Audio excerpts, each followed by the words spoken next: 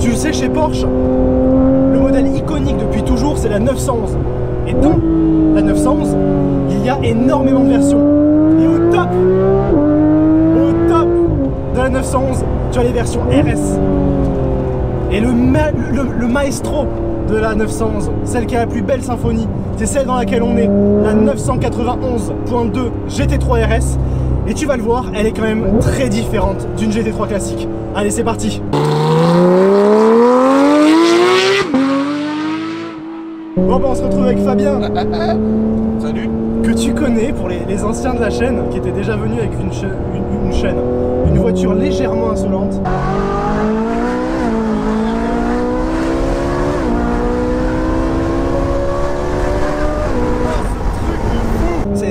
Voilà, ça reste encore à l'heure actuelle et c'est le plus fou que j'ai fait.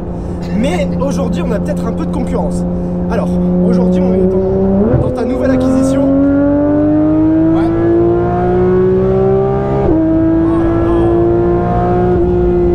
Une 991 phase 2 GT3 RS.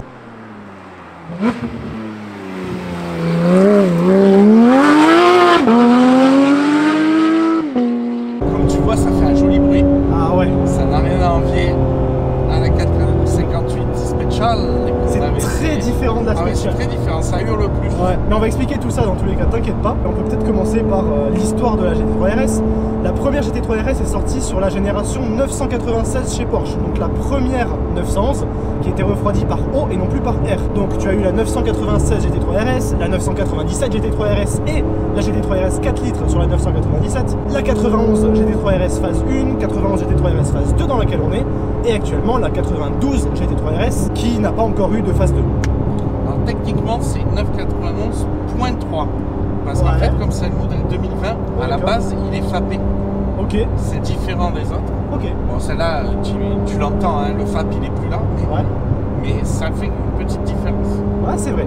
Et donc, c'est un pack VSH, c'est aussi unique sur la 991 phase 2 et 3.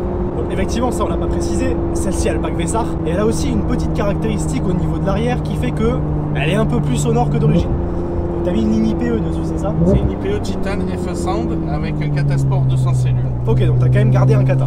Ouais, alors IPE conseille de le garder pour avoir plus de couple. Ok. Ils disent que en fait tu l'entends, la sonorité elle est déjà complètement folle. Donc on arrive à peine à se parler en charge, donc imagine, faut que tu le vois. Ah, c'est magique. Et alors, pour reprendre un petit peu mon point historique, la GT3 RS depuis la 96 en fait, c'est la version la plus extrême sur les 911 atmosphériques. C'est là que ça va varier par rapport à une Turbo S que je t'ai essayé aussi. Tu es vraiment orienté extrême. La Turbo S c'est une GT, c'est surpuissant, c'est une fusée, mais c'est une GT. Là, c'est une pure pistarde. Sur le plan mécanique, rapidement, c'est un flat 6 4 litres atmosphérique sur la GT3 RS, contrairement à la GT2 qui est en biturbo. Et d'origine, ça fait 520 chevaux sur la phase 2, mais ici, avec la ligne IPE, on est plutôt aux 550, tu me dis. Ouais, voilà. IPE, ils disent qu'on prend 30 chevaux. Après, ça s'explique parce que, comme je disais, il y avait les FAP. Donc, en fait, imagine que sur la 991.2, il y a déjà 520 chevaux avant les FAP. Ouais. Donc, ceux-là, ils ont mis les FAP et ils sont restés à 520 chevaux. Donc, ça veut dire que, quand même, ils avaient fait un peu plus au niveau moteur. Donc, là, ici, nous, on l'a passé au vent, ça fait entre 550, 560. Ça dépend des tirs et de l'atmosphère, puisque un atmosphérique, ça dépend vachement de la température. Ouais. Le tout pour même pas une tonne 4, je crois. Ouais, une tonne 360 avec toutes les options qu'elle a celle-là. Ouais. Normalement, ça fait une tonne 430, je crois, d'origine. Ouais. La 992 GT3 RS de base. Après, tu as le pack VSH qui enlève une trentaine de kilos. Tu as les jantes de magnésium sur celle-là qui enlèvent encore 20 kilos. Tu as les chapeaux IPE qui en enlèvent 18. Tu as en option, tu as l'arceau qui est en magnésium, alors que normalement il y en a 6 qui en enlèvent encore une dizaine. Donc ça c'est magnésium ça. Voilà, donc au final tu tombes aux alentours de 1360. Ok, donc ça fait quand même un gros gain par rapport à celle d'origine. Ouais, et puis par rapport à la phase 1, tu as 100 kg de moins qu'une phase 1. Ouais, parce que caractéristique du pack Vessar, alors tu vas le voir, l'intérieur est ultra orienté piste, tout est en Alcantara, en carbone, t'as un petit peu de cuir quand même en haut du tableau de bord avec des surpiqûres, mais sinon tout est orienté piste, même les poignées en fait sont supprimées. À la place tu as des sangles, à l'arrière tu as l'arceau qui est donc un arceau en magnésium. Tu as également les sièges baquets dans lesquels on est, c'est le 918 en carbone, qui sont étonnamment confortables. Toi, tu as choisi l'option sage de route avec les ceintures. Moi, j'ai les harnais. Ouais. Bon, je suis en demi-insolence parce que je suis en 4 points. En vrai, c'est un 6 points. Mais bon, écoute, au moins, il y a un petit peu l'ambiance. Voilà. Sur la phase 2, tu as aussi l'intérieur qui a pas mal changé, qui s'est bien modernisé par rapport à la phase 1. Tu as le volant carbone aussi. Le volant carbone, c'est vrai qu'il est très joli par rapport à celui de la phase 1. Le pack chrono, évidemment, et la boîte PDK. Puisque les GT3 RS, contrairement aux GT3 classiques, ne sont disponibles qu'en boîte PDK, qui est sûrement la meilleure boîte du marché. C'est abusé à quel point c'est rapide. Tu vois, écoute.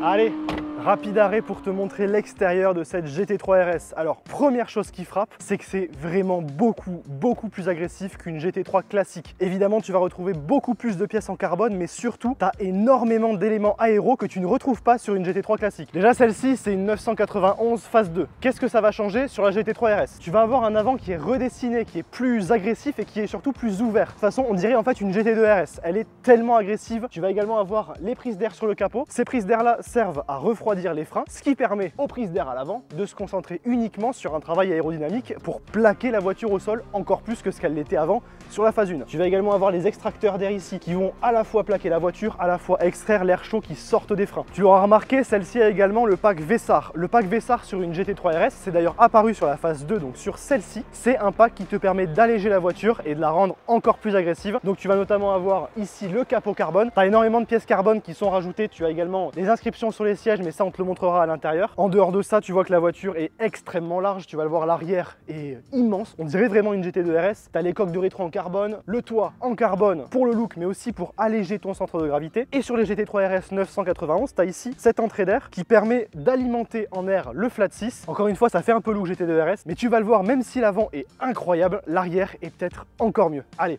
hop, alors une fois qu'on arrive à l'arrière, c'est là que tu vois qu'elle est extrêmement large. Autre chose que tu remarques immédiatement, c'est l'aileron qui est le même que la GT2 RS. Il est tout en carbone et il est massif. Ça, c'est vraiment l'énorme différence esthétique par rapport à la GT3 classique. Tu vas également avoir un béquet en dessous de l'aileron qui vient encore rehausser le look de l'arrière et en plus, ça fait un appui aérodynamique supplémentaire. Par contre, grosse différence avec une GT2 RS, évidemment, c'est une GT3, donc tu as les deux sorties d'échappement au centre et non pas les deux sur le côté. Évidemment, tu as aussi le diffuseur. Sur la phase 2, les feux sont bien plus modernes, c'est des feux à LED qui sont plus jolis. Et tu vas le voir d'ailleurs, en parlant de l'échappement, il a quelque chose de spécial. Ce que je te propose maintenant, c'est qu'on fasse crier ce flat 6 et qu'on retourne en voiture. Ça va être incroyable.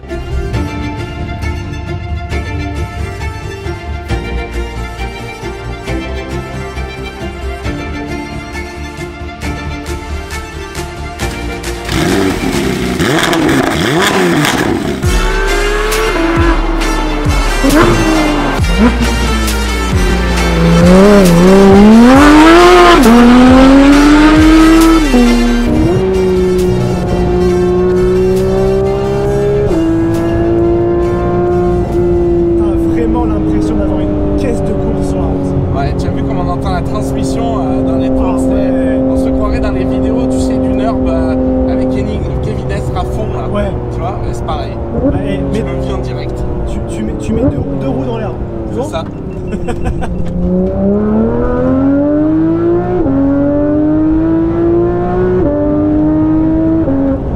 Et alors, même si c'est un attement, crois-moi, ça watt. Alors c'est une accélération qui est linéaire, mais qu'est-ce que ça marche franchement. Effectivement, t'as pas ce truc idiot des turbos. Ouais. Tu as pas ce coup de pied au cul, puis ça se calme. Sur les turbos, là, ça s'énerve jusqu'à une F2 en fait. Et tu as tu vois, on a même du mal à parler avec un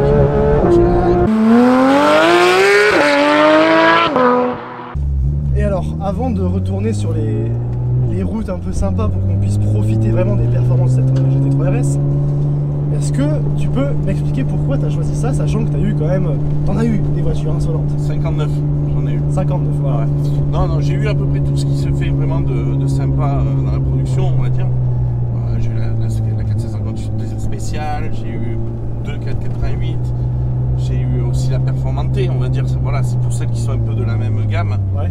En fait, moi, tu sais, je pense qu'une caisse de week-end, c'est une caisse qu'il faut que quand tu la prennes, t'es puni en fait. Sinon, ben, tu sais, la semaine, bon après j'avais ma RSI, j'avais la BMM3, tu vois. Ouais. La semaine finalement, c'est la même caisse quoi que tu roules. Oui. Donc tu vois, je voulais un truc que quand tu montes dedans, c'est tout de suite l'ambiance unique. Ouais. Course, le bruit, tu as vu les fous, on peut pas parler. Ah oui, mais c'est clair. On peut pas parler tous les deux. Donc ça c'est fou. La suspension, c'est fou. Ouais. Sur le pack Vessage, tu as les biellettes rotulées en carbone, comme je te disais. Et du coup, tu lis la route, ouais. Mais du coup, ça devient violent dans l'ambiance. En fait, c'est l'expérience. Ouais, c'est l'expérience. C'est ça. Et honnêtement, moi qui ai eu beaucoup de voitures, il n'y a que 2 voitures qui m'ont donné cette expérience. La GT3 RS, j'en ai déjà eu une avant.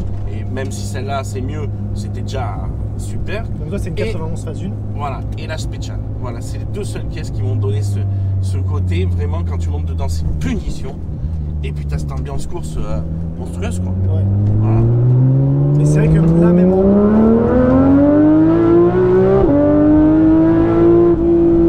regarde, c'est 9000 tours. 9000 tours, hein, c'est fait. 9000 tours, là, ça fait un son. C'est démentiel. Mais enfin, écoute ça.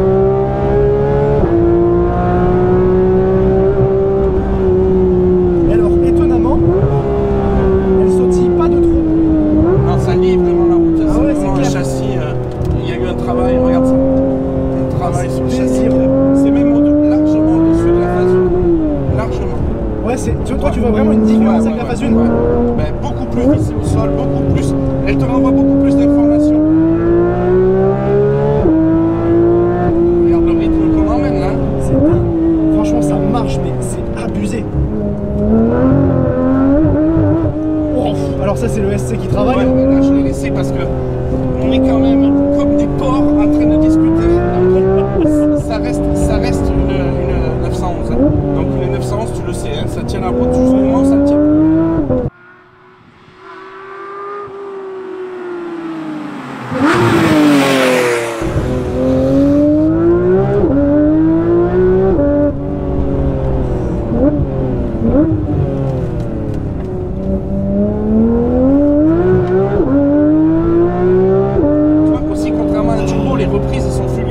Parce que tu n'as pas de latence là.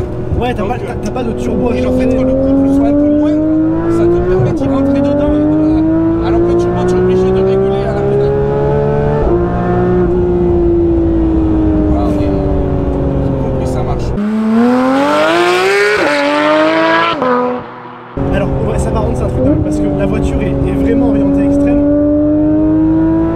Pour autant, elle absorbe les imperfections de la route. Franchement, même les bosses, franchement, et c'est pour ça que tu te rends compte que Kevin S, il arrive à passer à des endroits sur le Nord où d'autres sont obligés de freiner avant les phénomènes de pompage, tout ça qu'il peut y avoir. Et donc, normalement, tu fais le freinage avant le coup de pompe parce que derrière, tu vas être légèrement éjecté. Ouais. Et donc, si tu freines après, ben, souvent, tu as un défaut de grip et ça peut être dangereux. Et à ma connaissance, il n'y a que deux voitures qui arrivent vraiment à contrôler ça, c'est la GT3 RS et la GT2 bien sûr, ouais. Mais la GT3 RS et la Lamborghini Performante. C'est bon, regarde ça perf, mais oh là là, le châssis. Les roues arrière directrices aussi, ouais, ça bien. C'est vrai qu'on l'a pas précisé, mais la GT3 RS phase 2 a les roues arrière directrices, ce qui fait qu'elle est beaucoup plus agile. Alors au début c'est déconcertant, j'ai l'impression que l'arrière se balade. Ouais. Après une fois que tu as pris l'habitude, c'est d'une efficacité hallucinante. Bon, tu le vois, hein. Ah ouais, mais c'est... J'en ai l'habitude.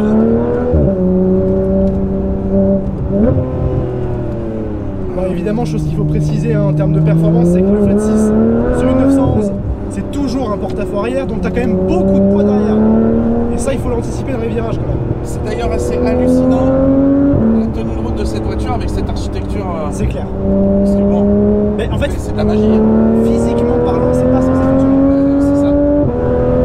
C'est le pire choix qui a été fait. Et qui donne les meilleurs résultats. Voilà. Après, en vérité, Porsche a un peu amélioré sa position moteur. Hein. T'es sûr qu'on va t'entendre là? Non. Non, mais en vérité, Porsche a changé quelque chose, c'est qu'ils ont légèrement déplacé le moteur qui était vraiment en porte-à-faux, ils l'ont mis vraiment entre les cieux. Ok. Donc il est un peu moins en porte-à-faux. Mais bon, ça reste un porte-à-faux.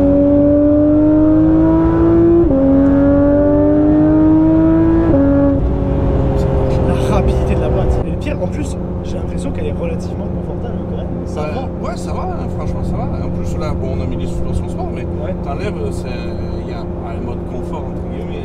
T'as des clapets en plus, toi, sur la ligne. Ouais, j'ai des clapets que je peux activer, mais alors, après, je trouve que l'IPU, il a vraiment un son pur, il est très agréable, même si c'est très fort. Tu vois. Là, tu vois, on a senti le calage variable des cams. Tu vois, ça te fait un petit coup de pied au cul. Ça, je l'avais moins sans la ligne, tu vois. Ah ouais. Depuis la ligne, vraiment, c'est quelque chose qui l'a libéré. Ouais. On l'entend au bruit et puis on le sent. Hein. On le sent, ça met le son de la boîte dans les tours des pignons. Ah ouais, t'entends les pignons. Il n'y a plus d'insonorisation du tout. Hein. D'ailleurs, quand elle est froide, quand tu sors du garage, quand t'entends les pignons, t'as presque envie d'appeler ton centre Porsche. Je leur dis, attendez, j'ai un souci à ma caisse. Il faudrait regarder la boîte. Non, monsieur, c'est normal. Mais je crois qu'il y a beaucoup de propriétaires de GT3 et GT3 RS qui appelaient. Hein. Ah bah oui. Ah oui. Je pense que c'est délirant. Ouais. Tu vois le tenue de cap, tu vois, on le sent, le calage variable des cams à chaque fois.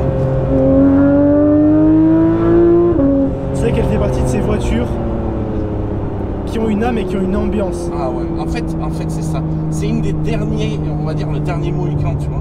C'est les dernières caisses avec cette ambiance-là. Tu n'auras plus jamais ça. Parce que, alors après on peut discuter tant qu'on veut des perfs, hein. Oui, les turbos ça marche, ah bah oui ça marche un turbo, ça c'est sûr, hein. Mais tu n'auras jamais cette ambiance. Jamais. C'est vrai que l'ambiance de l'Atmo c'est unique.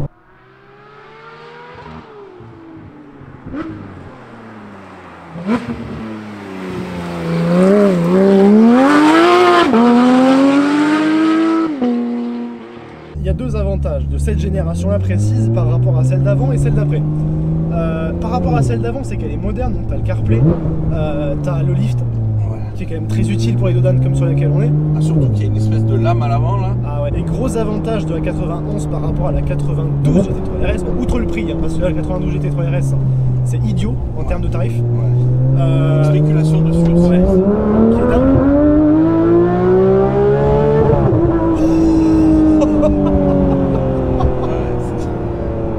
Tu as vu l'effet VTEC? Quand j'étais jeune, j'avais une Honda Integra Type-R. Rien à voir en perf, rien à voir. Mais par contre, c'est un moteur VTEC, c'est l'expression la plus pure du moteur VTEC qu'il peut y avoir. Et il y avait cette explosion, tu vois, à partir, on le sentait. Mais là, je ressens la même chose. Et ça, c'est depuis que j'ai mis la ligne. Tu vois, avant, on le sentait moins. Écoute, juste écoute.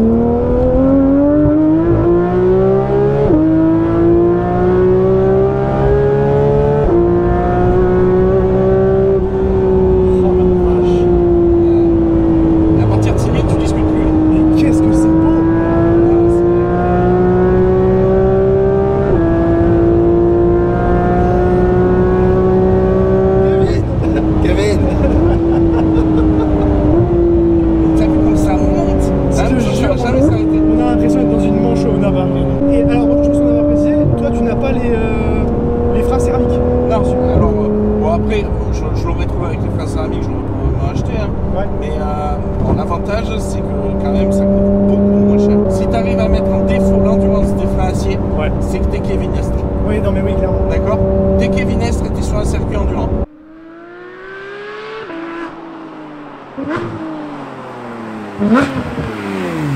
Bah après c'est une GT3, t'as l'impression que t'as une GT3 RS, t'as l'impression que c'est vraiment la caisse.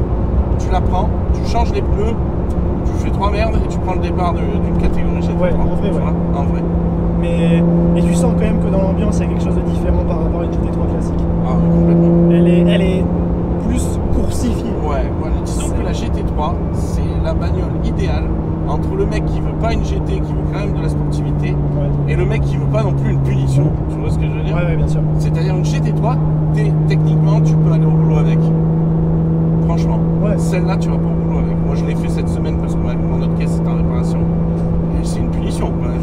Entre le bruit, entre la boîte qui te met des à-coups quand tu vas pas vite, entre la suspension qui est dure comme du béton, entre les biellettes rotulées en carbone, parce que sur le pack Brixac, il y a des biellettes rotulées en carbone, qui lisent la route. Alors ça veut dire qu'en ville, tu vois bien, les routes elles sont défoncées, donc tu passes ton temps à lutter contre le volant pour rester droit, quoi. Tu vois, donc rien n'est fait pour ça. Et c'est ce que je recherchais, moi. Et du coup, j'en ai oublié ce que je disais sur la 92 GT3 RS. Outre le prix, t'as pas de coffre devant. Celle-là, t'as un coffre. C'est quand même pratique. Après, la nouvelle, elle est super. Elle est alors, magnifique, en termes de. Moi, je l'ai pas roulé, mais de ce que j'en entends, c'est qu'elle est devenue tellement performante, tu vois, en aéro, en châssis et tout, que c'en est moins rigolo. Ouais. Tu vois, c'est-à-dire celle-là, tu vois, tu as un côté un peu. Elle est joueuse, voilà. Après, ça reste. T'as encore quelques imperfections qui font son charme. Ouais, voilà. Quelques, il n'y en a pas beaucoup. Il en reste pas beaucoup. Voilà. Et après, bon, en tarif, ça tape encore, hein. Celle-là, ouais, c'est celle-là avec le pack 260. 260, ouais. Une voiture de 2020, tu vois. Ouais, ça rigole pas vraiment. Non. Par rapport à la phase 1 est beaucoup moins chère. Oui, beaucoup moins cher. Mais après, bon, celle-ci, elle est particulièrement bien optionnée. Ouais. Parce que tu vois, le pack Vessage, c'est déjà 38 000 euros. Ouais. Les jantes en magnésium, c'est 12 000 euros. Et l'arceau en magnésium, c'est de l'ordre de 8 ou 10 000 balles. Et après, par-dessus ça, elle a 57 000 euros d'options. Ah, par-dessus ça? Ouais. Ah, d'accord, ok. Donc, tu sais, les conneries en carbone à droite à gauche, tu vois, elle a toutes les UE en carbone, elle a même un truc sur les GT3, tu trouves assez rarement, quand tu ouvres les portes, les seuils de porte qui s'éclairent. Ah, illuminé. Ouais, avec les GT3 RS, ça c'est une option, tu vois. Ouais. Et personne n'apprend, tu vois, mais celle-là, elle l'a. Elle a vraiment tout. Ah, c'est vrai qu'elle a tout. Donc celle-là, forcément, le tarif, il était plus. Enfin, ça tapait quoi. Ouais. Tu vois. Parce qu'une phase 1, c'est beaucoup. C'est quoi? C'est 200 000 alors, euros? moi les prix sont à la hausse, hein, que ce soit de la phase 1 ou de la phase 2. Mais moi, je l'avais payé à l'époque 170, je l'ai vendu, 170 aussi. Et là, aujourd'hui, on va dire, avec moins de 20 000 km, bien optionné et joli, tu en as pour 190. D'accord. 200. Et est-ce qu'il y a vraiment un monde entre la phase 1 et la phase 2? Ouais. Après, un monde, attends, on parle d'une caisse. La phase 1 est une folle. Caisse de fou, tu vois, la phase 1, faut pas déconner, tu vois. Ouais. Mais disons que si tu es comme moi, un mec qui a eu beaucoup de ce genre de voiture et qui recherche vraiment le côté extrême, tu vas le sentir. Tu vas vraiment le sentir. Que ce soit en performance ou en châssis, tu vas le sentir. Ça répond tout de suite. Ah ouais, mais c'est fulgurant. Ah, c'est dingue. C'est dingue.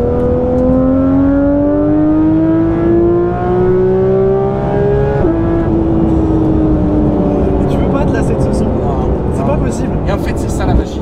C'est l'expérience vécue. Mais tu vois, c'est ce que je disais à mon frangin, parce que lui, il est très McLaren et tout. Ce que je respecte, c'est les caisses qui marchent peut-être le mieux au monde. Tu vois. Par contre, j'achèterai jamais une McLaren. Ouais. Tu vois. Okay. Parce que l'expérience vécue, zombie. Le bruit, bof, c'est aseptisé. Mais c'est mon avis, attention. Ouais, bien sûr. Ça ne reste que mon avis. Ça marche une tonne quand même. Ah, mais ça marche une tonnasse. C'est chaud. Mais il n'y a rien à dire.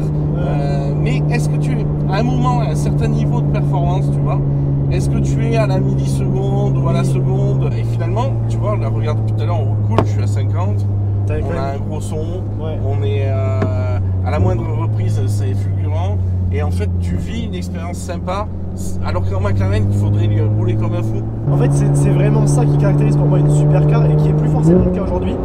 C'est que peu importe comment tu roules avec, tu sais que c'est quelque chose de spécial. Juste avant ça, j'avais la 488 GTB. Ouais. C'est ce que j'ai reproché. Tu vois, c'est qu'au quotidien, que tu sois dans. Laisse tomber. Ah, de toute façon, la GT3 RS, elle usurpe pas son nom. Hein. Non. Et tu vois, beaucoup de gens te disent ouais, la différence entre une GT3 et GT3 RS, c'est parce qu'ils n'ont pas essayé. Bah écoute, en tout cas, Fabien. Ah ouais, il est temps de conclure, hein, tu le sais. Ce fut à nouveau un grand plaisir. T'es relou. Et on n'a pas parlé de Clara. C'est vrai. Je vous invite à aller voir la vidéo sur la 458 Special. Ouais. Et là, vous comprendrez le concept de Clara. Et là, si vous voulez, on est dans Clara 2. On va mettre des notes sur 20, c'est plus facile. Vas-y, on fait ça. Donc 19 sur 20 la Special. Et je mets 19 parce que 20, et je le réserve pour un truc que je verrai jamais, sûrement. Ok. Tu vois ce que je veux dire, mais je me dis peut-être un jour j'aurai une voiture qui voudra 20, donc je vais lui mettre 19. Est-ce qu'on parlerait pas d'une LaFerrari, d'une F40 Je sais pas, je suis même pas sûr que dedans, je sais pas, je les ai pas essayé. Ouais, bien sûr. Mais donc je me laisse le droit de trouver un jour une voiture au-dessus. Ok. Donc tu vois, je mets 19. Celle-là, elle aurait 18,75. Ouais, proche. Tu vois, on est vraiment proche. La phase 1, elle aurait 18. Honnête. Et la Pista, elle aurait 18,75. C'est-à-dire elle serait l'équivalent de celle-là. Mais différent. Voilà, mais je garde ma Spetch. Et la Spetch, c'est juste le bruit en fait. Ouais. Le bruit. C'est unique. De toute façon, on va voir ça. Voilà. Bah écoute, Fabien, merci. C'était cool. C'était très cool. Et puis moi, je te dis à très bientôt pour une nouvelle vidéo. Allez, ciao.